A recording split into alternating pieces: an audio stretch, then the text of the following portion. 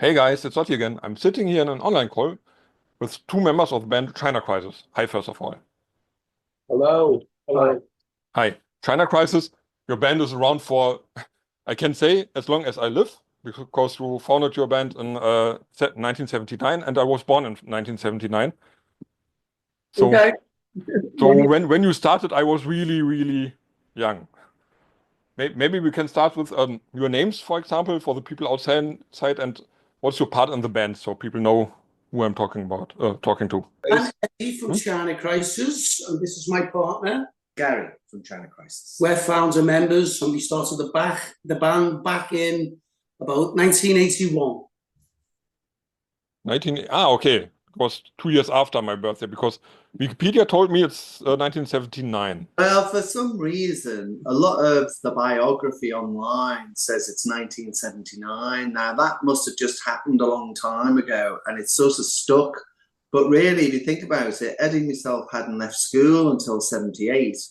So we'd only really begun to experiment with learning to write songs and stuff by 79. So it would have been really, I reckon, about 1980. It was just the two of us, and then, starting to record home recordings and stuff. And we got the record deal in 1981. Yeah. So this is where you count the official beginning and great. Yeah. And how did you both get to know each other back then? How did it all start? We went to the same school together when we were younger boys in a comprehensive school in Liverpool. About 76, 77, we would have met when we were about 15. Mhm. And one can say you did some, or even do nowadays, but it's more the kind of new wave, synth pop way you choose. So why did you choose this way and not maybe, for example, punk, which was still on back then? Well, I think we were both just bigger fans of like the likes of Brian Eno, David Bowie, Kraftwerk, all that kind of stuff we were listening to. We weren't listening to, I mean, about as punk as what we got would be a group called Magazine.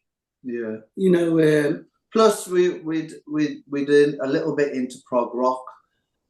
Prog rock was still very popular during 77. If you imagine Yes going for the One and ELP, the Wakes and Fanfare for the Common Man. So we would have been seeing that on the telly and really, really liking that.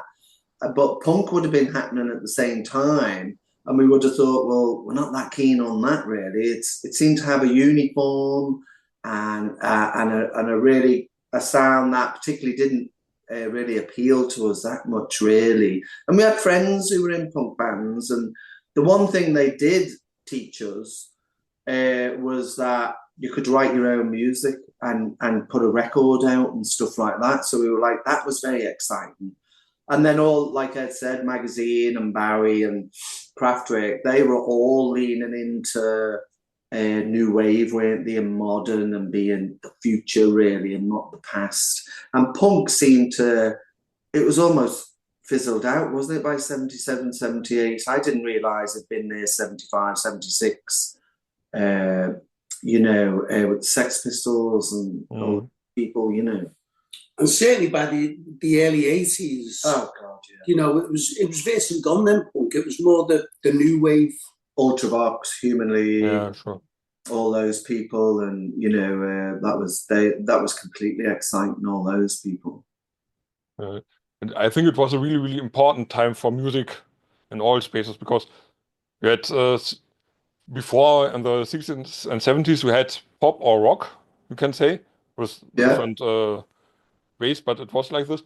And in the 80s, you can say it mixed up more and people tried out more. It was more open-minded so far as I can see as being born at the end of the 70s. Yeah. Probably we can't tell the whole story of your band, but maybe we can at least give the people outside a small summary. So maybe first of all, what are your coolest memories for your beginning years for the 80s when you really got up, had some hits and people got to know you? Well, I think the very first one would have been supporting Haircut 100 at the ICA in London. That was in 1981, New Year's Eve of 1981. And they would have been a very, very happening group. And then we got to tour with Orange Juice, and we got to tour with Simple Minds. And we'd never experienced touring on that level where these bands had huge audiences coming to see them, who were very excited to see them. And Eddie and myself had started off as like a duo, really, with a Porter studio with backing tracks. And so then we'd put a band together, and so that was all as exciting as could be, really. And then 1983, we're in Europe with Simple Minds, and we're going from Stockholm down to almost Sicily and Spain and everywhere with them. And that was, you can't imagine how thrilling that was just to be with them, really. They were a great bunch of guys, and they were so popular. They were one of the most popular bands on the planet. And we were getting to experience that with them, really, because we were their opening act. And they were so generous with us. They took us on their bus. So we didn't have to hire a bus, did we? We ended up on their bus. You probably paid for it in the end. Yeah, that's what we paid them. Yeah. I don't know. We'll ask, actually, because we're supporting Simple Minds again this summer. A couple of dates in Britain, a couple of big dates, you know, where they're playing. One is a castle in Lincolnshire and in Lincoln, and one is Southampton. And that'll be the first time we played with them since 1982, 83. We did play one gig with them. Oh, yeah. Once we played in Liverpool. Yeah, in Liverpool. So it'll be great, really. It'll be great seeing them again. But they were very exciting times, really. And that was all the beginning of us starting to make records and tour, travel to places and play. And it just got better and better throughout the 80s. You know, we had a lot of hit records. We got to work with the likes of David Bowie. We got to work with the likes of Santana, with the Police. You know, so we done some pretty good stuff. So it's really, really exciting. Yeah. I mean, many of the people you have been working with back then nowadays aren't even alive. It's like yeah, indeed.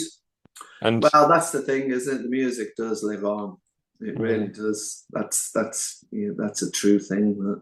For example, David Bowie, he might not be here with us, but he will always be there with his art and his music. It's really, really cool. Yeah. That's it. You know, Ed and myself, we play a lot. We still play an awful lot. I mean, an awful lot. And the amount of people that want to hear the music that they've grown up with and loved, they'll go to see bands that there's no original members left, or it's a tribute band, because it's the music that lives. It really is. The songs are alive, and you know, whether you're there still part of it or not, it's the music that's what people love, really. They absolutely love them as much as they love the artist. Do you know what I mean? Of course they love David Bowie, but if he's not here, they still want to experience it. Yeah, definitely. And I know some bands of your time don't like to be called, for example, an 80s band. Some say, okay, it's okay for us because it's the time we started. How is it for you? Is it more cursed to be called like an 80s band, or is it just a cool label to say?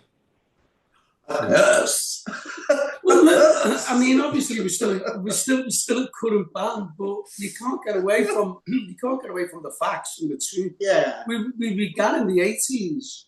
We had huge success in the 80s. And people can label it whatever way they want. And we're not really bothered, you know. At the end of the day, it's about the music that we're playing and playing now. It is a funny one, isn't it? It's like there's very few artists that don't get that happen to them, because very few of them travel through the decades, haven't hit, you know. I mean, the likes of Bowie, but even Bowie stopped, didn't he, really? Mid-80s, even though, you know, he put out Black Star at the very end and everyone was, ooh, that's great. But it's like, it just is, isn't it? It's what happens to artists. Even if you still release music today, you'd still be labeled as an 80s band. It's just the way it is. Yeah. You know, if you had a record out yesterday, it doesn't really matter. it's because of when you started and probably the period that you had your most success in, and that's, you know. Yeah, know what I mean. I ask you, for example, because nowadays here in Germany, these 80s festivals are very popular, and it's Yeah. called 80s festivals. And some bands say, okay, we don't play there because we are not an 80s band, and others say, okay, it's the people want to listen to our songs from back then, and even nowadays, let's do it like this. It's No, and them festivals are still really, really big, by the way. We have like things called Rewinds and Let's Rock festivals in the UK.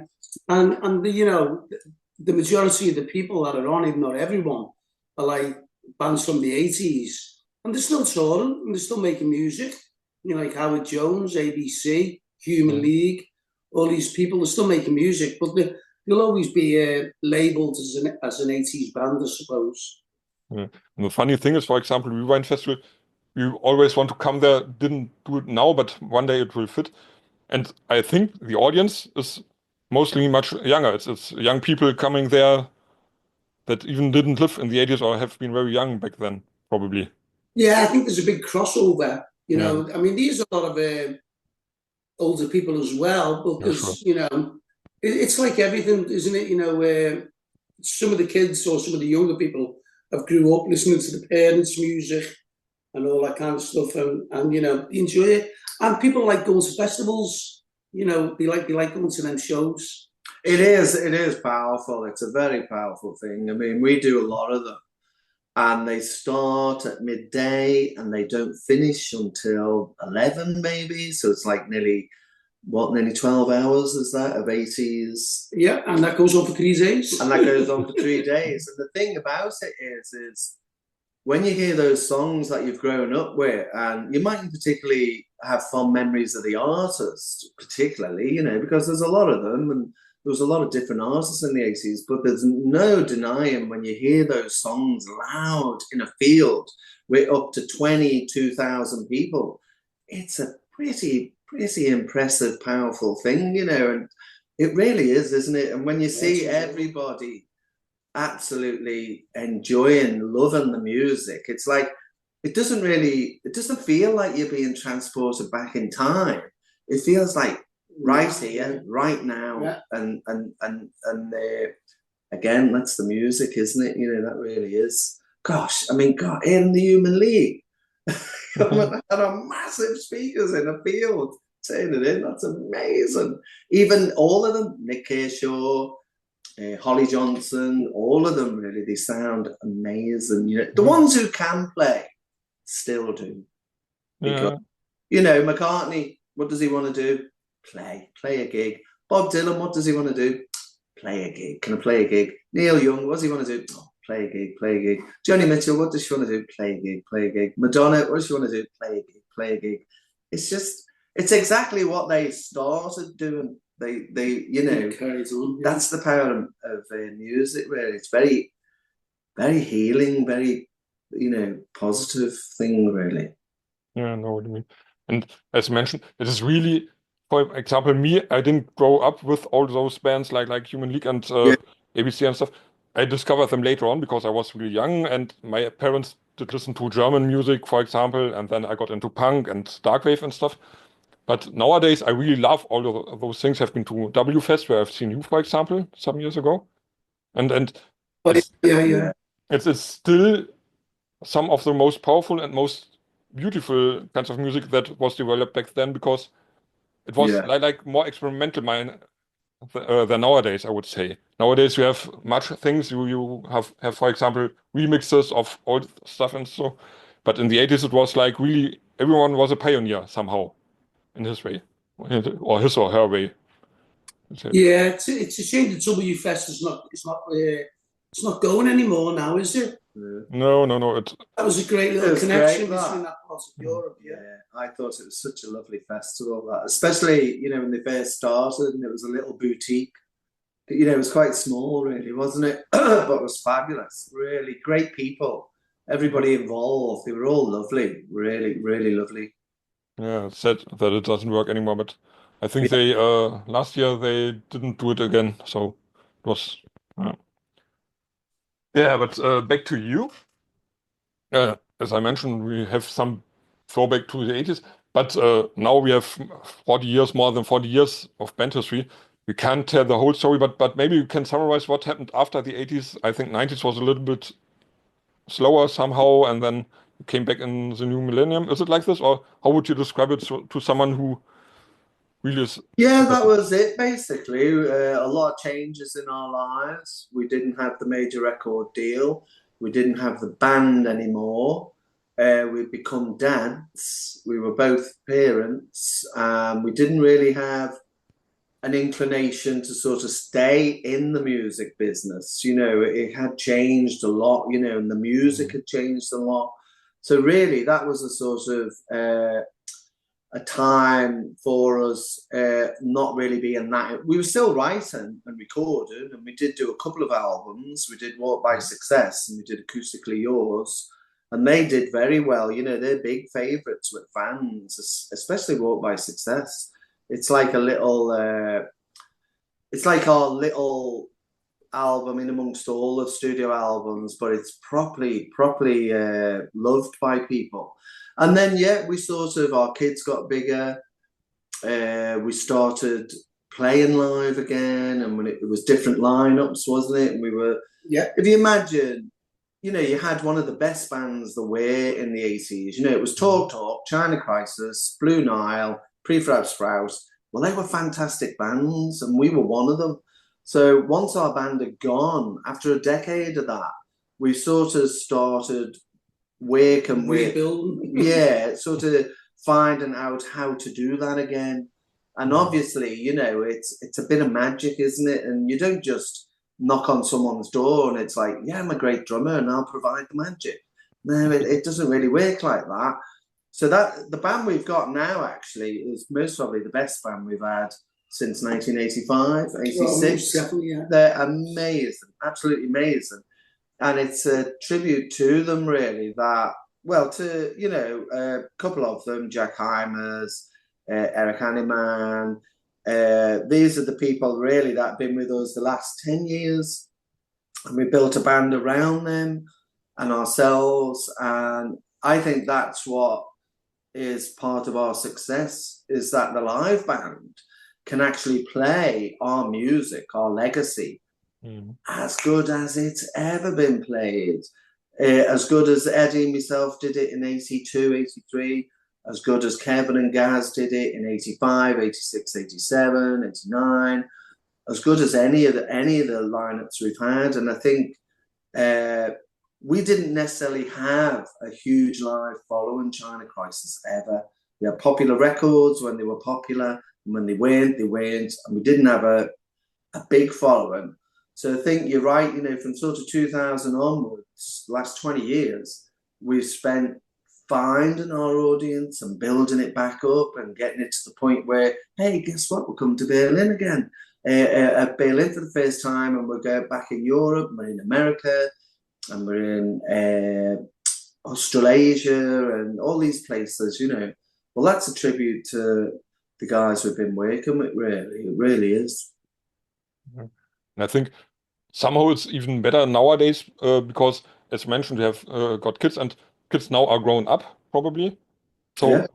are you more free maybe than in the 80s and 90s to travel, to do what you want, to play, for example? Is it like having more freedom to do what you want now?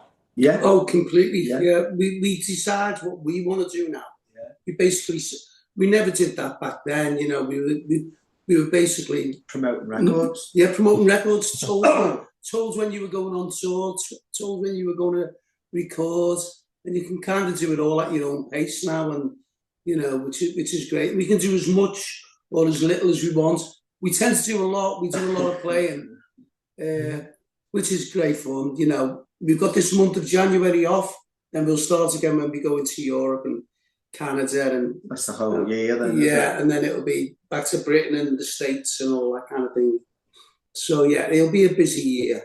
Yeah, if you imagine when you're a professional hit maker and you're on a major label, you're basically part of the machinery of making income for all of that. Well, imagine that side of it is gone. We're now our own business. So really, everything we're doing now is for us. And Mhm. there's nobody, you see, what happens is when you're very successful, there's a legion of people that will help you spend whatever money you're in, and you spend it on lights, you'll spend it on sound equipment, you spend it on outfits, you'll spend it on travel, you spend it in hotels, you spend it on a video, you spend it on this. Well, guess what? We don't do any of that. We do what we sort of want to now. And which has been great, actually. I mean, the China Greatness album that we put out Mhm. last year, that got us our highest chart position that we've ever had, ever, in the UK, you know, in number 5 and number 3 in the vinyl album charts. Fantastic, really. I mean, that's the fans have made that happen.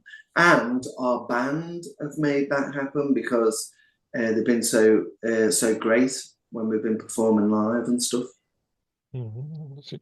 The China Greatness, I think it was some kind of rework album. Was it like this? Yeah. Doing older songs and reworking them? Yeah, Eddie and myself chose 6 tracks each, some of our favourites. Yeah, they weren't all, we didn't go for the obvious, like, greatest hits. I mean, Yeah. although there was hits on it, but we chose some of the more obscure songs as well, the less well-known songs, Yeah, and just had a bit of fun with them, and, you know, remixed and yeah. It was Young Jack, re-recorded. wasn't it? Young Yeah. Jack Hyman's the keyboard player. Well, he's sort of like been our musical director for live work. So then we gave Jack the idea of, would you want to have a go at some of our favourite songs, rearranging them cinematically, orchestrally. We re-recorded new brass, new strings. Some of the people from the Liverpool Royal Philharmonic Orchestra, they're involved. So it was really, and then Mark Vivian, who was T-Boy at the age of 15 on Wake Up Fire and Steel. And then Mark went on to work with Coldplay, Echo and the Bunnymen, Naolo Patini, Patti Smith, Black Crowes. He won 3 Grammys. So Mark got the job of mixing the album. And it was really nice, really. Mark mixed our Awesome in the Neighborhood album and China Greatness, and it's great working with him again, really. He's a 3 Grammy winner, Mark. And if you think, well, actually, he started with Gary and Eddie as a young 15-year-old lad in Kirby with a China Crisis Tragedy and Mystery tour t-shirt. And he had a little school band, Mark, where he played our songs in the Human League and stuff like that. So it's been nice having control of everything to the point where we're just trying to make things interesting for ourselves and for the fans. But the thing is to keep the quality, isn't it? It's like Always quality. It's like if you've worked with Walter Becker and Clive Lang and Alan Winstanley and Mike Howlett and Pete Walsh, and you know, these are people that have worked with Bowie and Scott Walker and all these people. It's like, well, that's the challenge, really, is to sort of to keep it as great as you. Why not, really? You know, I thought Jim Kerr said a great thing I saw a few months ago where he said someone was interviewing him about, you know, continuing and still going and all this. And Jim said, well, definitely doesn't feel punch drunk by it all and feels, you know, still. And I thought that's a great expression, that really, because the business, showbiz, it does box you around the ears and bang, bang, bang. And, you know, the amount of stuff you go through, no wonder not everybody makes it. No wonder a lot of people go, I need to, you know, something or other just to get through this. So it's quite nice that we're now, you know, in a position where we're quite sober and we're quite, you know, we've still got all our faculties, most of them.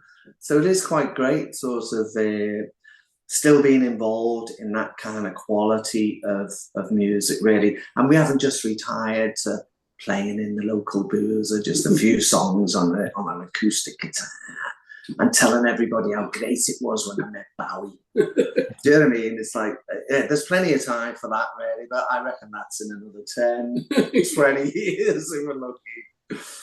I see what you mean. But this is why we talk, because you are touring now and you're coming back to Germany, for example. Yes. With James Knight, with Knights of Suspense. Yeah. Yeah. So maybe you can tell me, how did this connection come up with James? Because I know him for a while now. Really nice guy. The connection came about really from Kim, our manager, who you know, basically pursued. She knows what me and Gary wanted to do. We wanted to get back into some places in Europe and places where we hadn't been for a long time. So Kim was just chasing everyone up and everyone she could. She got in touch. We got a band over here supporting us called Nights, and he had some basically, do you know what it is? It's getting in touch with contacts. Mhm. You know, people. It's like a little network, and me and Gary kind of lost touch with that. You know, way back, we didn't know who the contacts were in Europe. We would only do shows when we were asked to go along and do them, and maybe we might have a word with a promoter in Spain or whatever, saying, you know, do you know people in Germany, or do you know people? But other than that, it's basically reaching out, and it's up to them as well Mhm. to trust us, you know, to take us on, Yeah. you know, because some of them they wouldn't know whether to chance it, but they see how well we're doing here, they see how well we're doing all over the world, really, and you know, and they'll take that risk, they'll take that punt to put us on. People often say, you know, if ever we're posting things on the social media, on the platforms, and we announce that, you know, we're out doing Flaunt the Imperfection this year. We're celebrating 40 years of Flaunt the Imperfection. So some of the shows are full album shows, and we're going we're going from Toronto to Stockholm, Copenhagen, so far to all around Britain. And people say about, oh, could you bring that here? Oh, could you bring that here? And it'll be everywhere from New Zealand to Mexico, so wherever. And all I always think about that is we're desperately trying to get everywhere, to play everywhere. Like last year, we got ourselves to Manila again, which we've been going to for the last 20 odd years. And we got to Singapore. Now, that's only the second time we've been to Singapore. Now, imagine we're in Singapore and we do the gig. And then you're meeting all these people, because we always meet everybody. We don't do a VIP, you've got to pay to have your photograph with us, or you've got to pay to stand and chat with us. And the thing that we always love, and we always wish we could make happen everywhere we go, is that these are people that have loved your music, a lot of them, since they were kids, since you released it. And they're only getting to see you maybe 40 years after the thing, or 20, you know, it's certainly in Australia and New Zealand. Yeah, and it's their lives as it is as much ours. And it is fascinating, actually, because sometimes I do meet people and I think, my God, this music is more yours than it is ours, you know, because they've literally got married to it, named a child after it, or, they got together with somebody and it was our music. Or their kids come along, and it's, my mum and dad played your records all the cassettes in the car. Every time we went on holiday, I heard all your music. So it's, that is a great thing, that connecting with everybody. And we do try to get everywhere we can possibly get, really. I think the biggest problem always is about money. So if people book you and pay for it, you would go everywhere, probably. Yeah, absolutely. Yeah. That's called work. Yeah. Sad thing is, none of your shows so far is around me now, but maybe something will come, and then we can meet in person. Yeah. But we have to talk about records again, because your last classical studio album, is still Autumn in the Neighborhood. Is it like this? 10 years this year. Yeah. So I've seen something like, is there some reissue of it as well? Like in the autumn. In the autumn time. Yes. Some month ago in the future, but this only will be a reissue for bigger audience, or is there something special about it? It'll be distributed everywhere. Yeah, definitely. Yeah, you'll be able to. I should imagine, you know, if there's a record shop in Germany, order it. They will receive it. Like, it will be distributed everywhere. The first release, we just kept it to ourselves, and you could only really get it if you come to see us at a live show. Yeah. Now we'll be doing it through the same label that we did shine a greatness through. Yeah. So Last night from Glasgow. Yeah, so it'll be a label and they'll get it into the shops if the shops order it. And hopefully, you know, it'll rekindle some interest in the record, because it never actually got reviewed by anybody and it never got played on the radio. A lot of people didn't even know it was out. Yeah, apart from a couple of tracks maybe. And so it's a chance, really. I must admit, I'm quite prejudiced against. I think it should have won Grammys, that record. I do, for the songwriting, for the mixing, for the production, for, you know, it's a stunning record, really. And I'm quite pleased that we've held on to it. It's the only record we own after 40 years of being in the music business. And now the fact that we're going to have it released and have it in the shops and on the radio and reviewed in magazines and stuff, I'm very hopeful that, you know, they'll shine a light on just how good a record it is, really. And the fact that, yeah, like you say, we're still very active and we're still very busy and we're still, you know, we're going to do a one-off full album performance of Autumn as well, actually, in the UK, but just the one to keep it a bit special for now. But yeah, that's very exciting, that. And the fact that, you know, that'll be happening in the autumn gives us plenty of time to get it right, really. Yeah. But the good thing is, even I could listen to it because it's on streaming platforms, at least. Yeah, great, man. So there's something good of the nowadays. So, but when it comes, you say autumn, maybe we can do another talk and dig deeper into it, and especially about this one. Yeah. And for sure, I have to ask, you probably have done some more songwriting the last years. Is it like this, or did you get lazy? Yeah, do you know, I was thinking about that. The songwriting, I don't know what it is about the songs that Ed and myself sort of work on. To my mind, they take a long time. It's not like when we were kids and you could do 2 in a day or something. It's not like that. It's like that was us learning to write songs, really, to become songwriters. And if you imagine over the last 10, 15, 20 years, we are bona fide songwriters. There's no doubt about it now. But I do think the longevity of our songs, the reason that's there is because they're not fashioned overnight. The songs have like a different lifespan, don't they? And they mutate and they change. And Ed might be working on something and I'm unawares of it.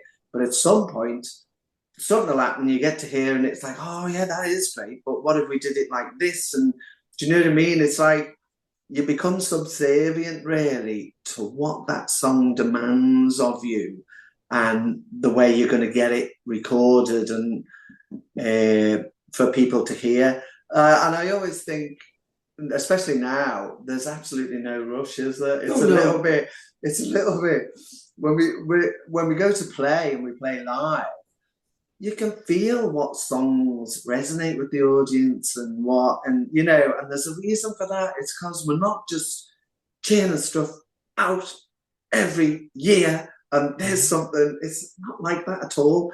It's like, do you know what I mean? Bernard and stuff like that when we play, and there's a proper thing, isn't there, about it? Yeah.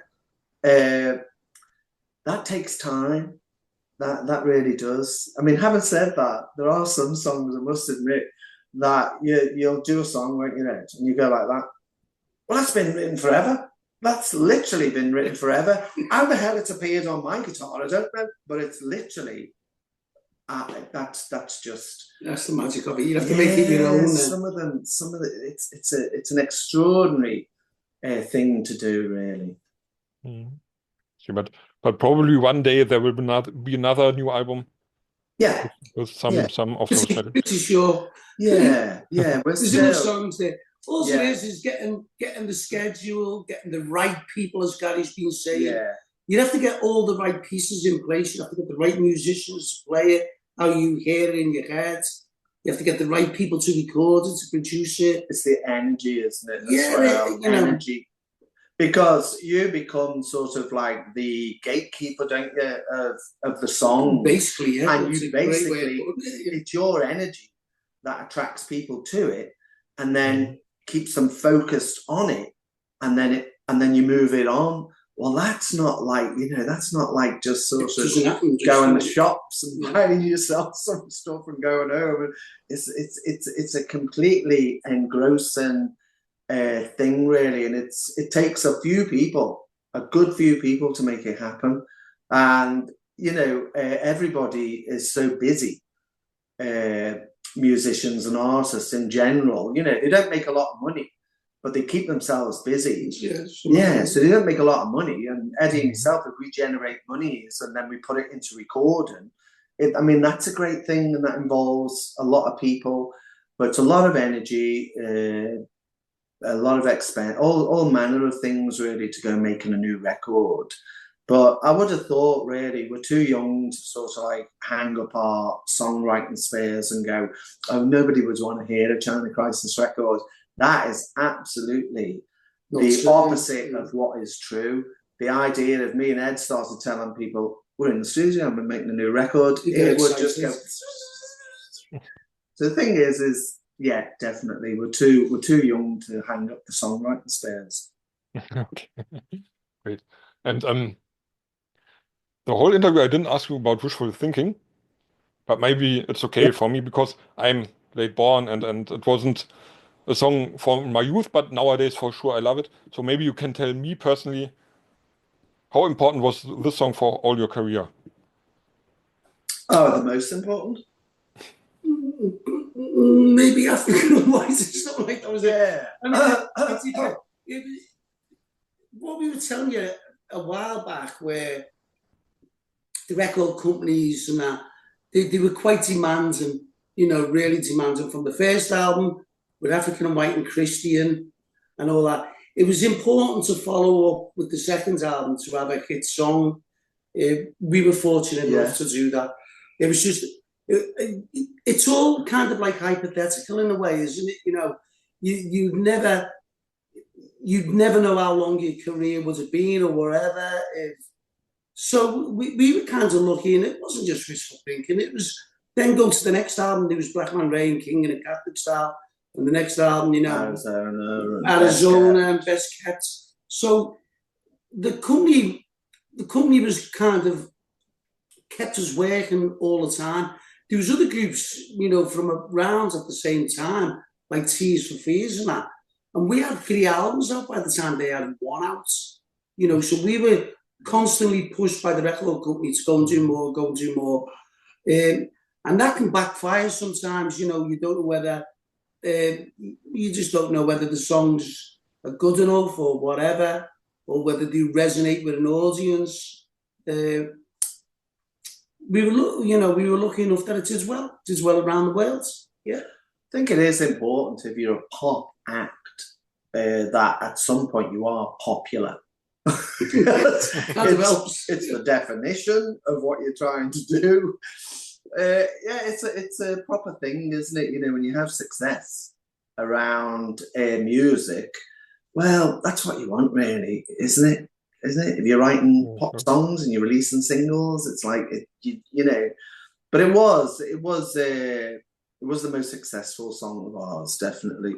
But I would say that having sang and played it and all the other songs for 40 odd years, I think you find that everybody has their own favourite songs, really. And what you think is, the most popular song or whatever, well, yeah, it is with maybe the most of the audience, but everyone has their own. I've got my own favourites, and they're not the hit records, really. Yeah, me too. They're different, really, and also for different reasons. There's such a big catalogue there. We when we play live, we can play for over 2 hours, and you'll always come off stage, and someone will always turn around and say, "Why didn't you play that?" And you're like, God, it's such a huge catalogue. You will always disappoint someone by leaving a certain song out or whatever. But we play the hits, and when we come and play, we'll do all that. One of the things I do wish Eddie and myself had achieved, and we didn't really, for whatever reason it is, and it could happen in the future, I don't know, but we don't seem to have been songwriters where people have covered our songs a lot. Yeah. And I'm always a bit, would I really like that? I would have really liked to hear a lot of artists all singing Wishful Thinking, or all singing Black Man Ray, or all singing, African and what else, something. But it sort of evaded us, that really. And I'm still hopeful of that. That's one of the things that, well, because, when I was saying about we're too young to hang up the songwriting spheres, is because if you imagine autumn is autumn in the neighbourhood, it's because Eddie and myself were turning 50. And it was our autumn years. And that's where that all come from. Whereas now, we're even a bit older. But at the same time, I'm thinking, is it possible to still write a great, at this age, with this voice, which isn't my little voice that I had when I sang Christian, and Eddie's voice isn't his little voice when he sang Wishful Thinking. But then I always think of people like Van Morrison, and have I told you lately that I love you? And it couldn't be more perfect, because his voice, the sentiment, the orchestration, the way he's putting it across. And I always think it's too early. Eddie could literally sit down and write a song, which is basically, God, that sums up where we're at. That completely will speak to people who are our age of what it is to be our age. And that's quite an exciting thing. If you imagine, Eddie and myself, we wouldn't really be looking for, we need something that they're going to play on TikTok. We need something that's going to, bounce on the dance floor. I haven't even got TikTok. I haven't seen it, I don't know what it is. But that is a nice thought for me. I do always keep that in my head.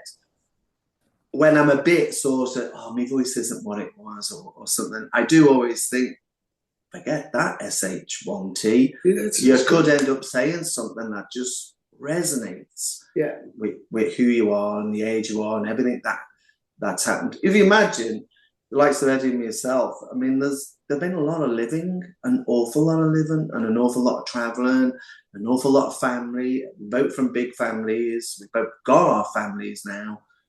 There's still possibly something in there that could be said, that could be like, these fellas know what they're doing. They've always known what they were doing. Do you know what I mean? And they're still doing it. Great. Cool. And as I mentioned, we will talk again, if you'd like, to great. About to the issue and get a little bit deeper, maybe in the lyrics, for example, for this. Now we can come to an end. I think now we have done some long talk, and it's cool for the people outside. But as a last question, maybe you can tell me, taking up wishful thinking, are there still wishes or dreams you want to fulfill really with China Crisis? Still things open that you want to do? Dreams we want to fulfill with China Crisis? I want to get into everywhere. Italy is driving me nuts. Spain's driving me nuts. We love to travel and to play. Yeah, I want to play to the fans that haven't seen us in 30 years and have grown up with our music, and would like nothing better for us to be rolling into Milan or something, or Munich or somewhere, and wow, the guys are here, they're playing, we're going to see them. They're going to play all the songs we've grown up with and ones they've never seen us perform. Yeah. That is, plus we did an 80s cruise. Not last year, the year before, was it? Yeah. We did an 80s cruise from LA to Mexico and back. Oh, I'd like to do that again. Let's get on that. Can we do that again? That was fun. Yeah, I think so. 80s cruise sounds cool. Oh, God. We'd love to attend as well. There was a lot of bands on it. A lot of bands. There was 7,000 fans on the ship. Yeah, it was 7,000 plus fans. It was a big crazy.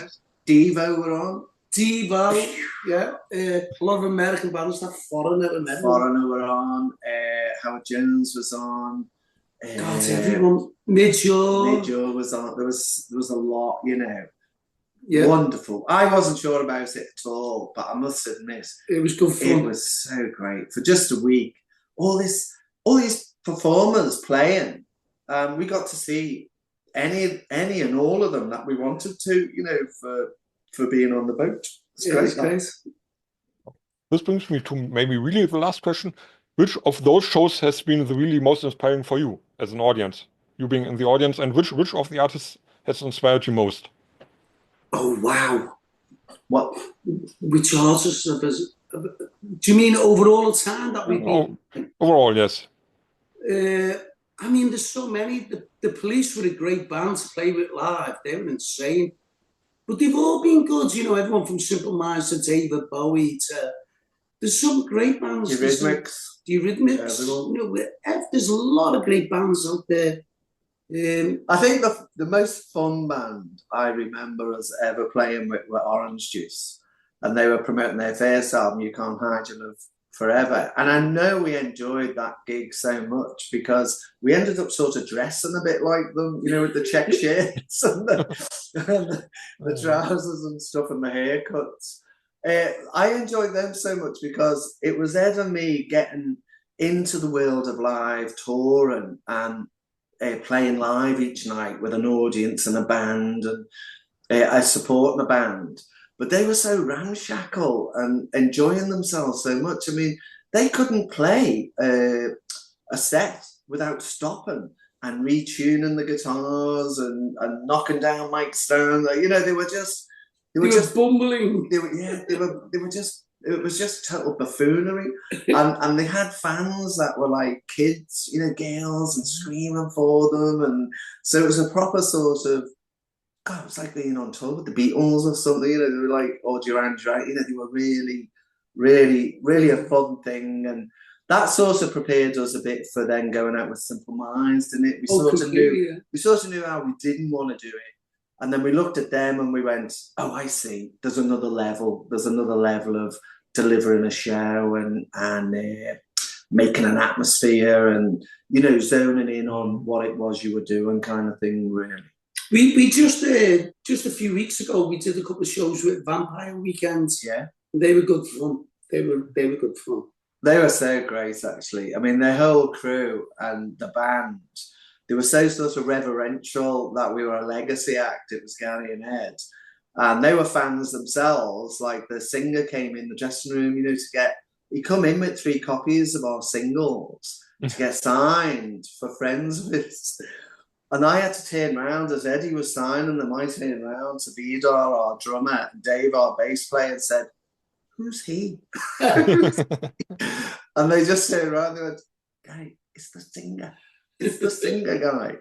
But they were so lovely, you know. The crew had come to see us in LA, Vampire Weekend, the drum roadie and their producer had come to see us in LA at Zebulon, and they thought we were fantastic, and they were fans anyway. So then they ended up putting us forward for the UK, some of the UK dates, and we got them. Their audience were fantastic. Their audience was so lovely, weren't they? Oh, amazing. Oh my God, they were so lovely to us. It was really great.